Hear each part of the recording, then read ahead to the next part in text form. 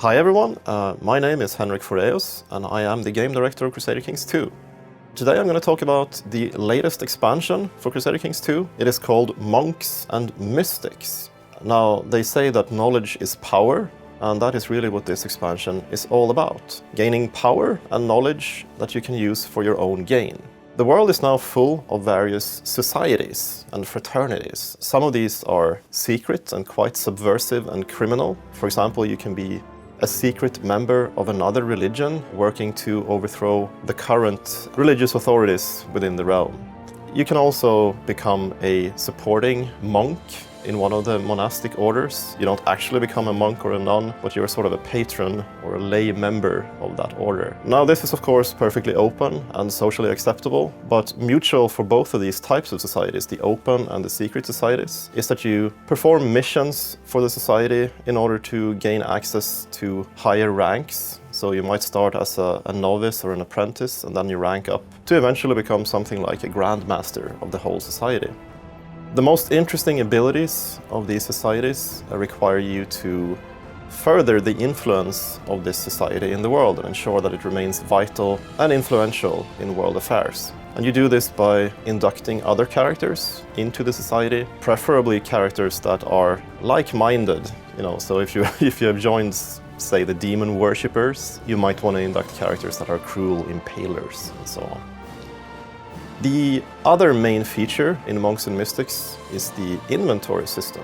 It is kind of a role-play feature where you can gather and collect various artifacts. It can be swords, armor, relics, crown jewels, and so on. You can find these when you're out raiding.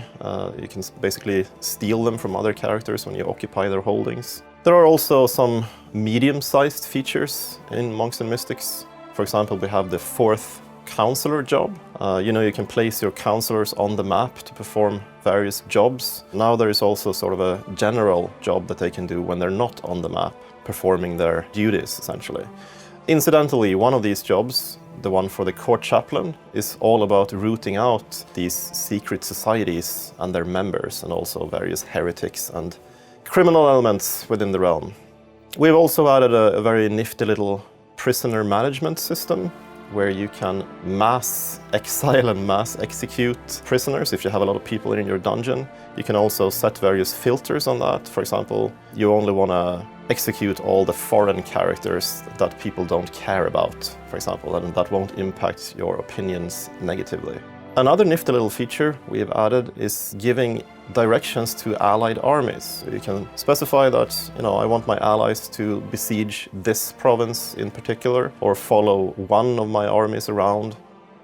As usual, we have also added a lot of free stuff in this free patch that comes with the expansion. In fact, the society mechanics and the inventory system are free on their own, but there's not much in there. So what you get with the expansion is most of the societies and the actual artifacts. With the last expansion, Reaper's Due, we focused on optimizations and making the game run faster. This time around, we've taken a look at the various interfaces, the user interfaces, to make them more convenient. So there is new stuff all over the place, little convenient settings and icons to show you stuff.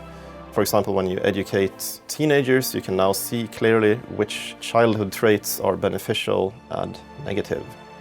I hope you will enjoy playing this expansion as much as I did making it. And remember to embrace the power of Satan into your hearts.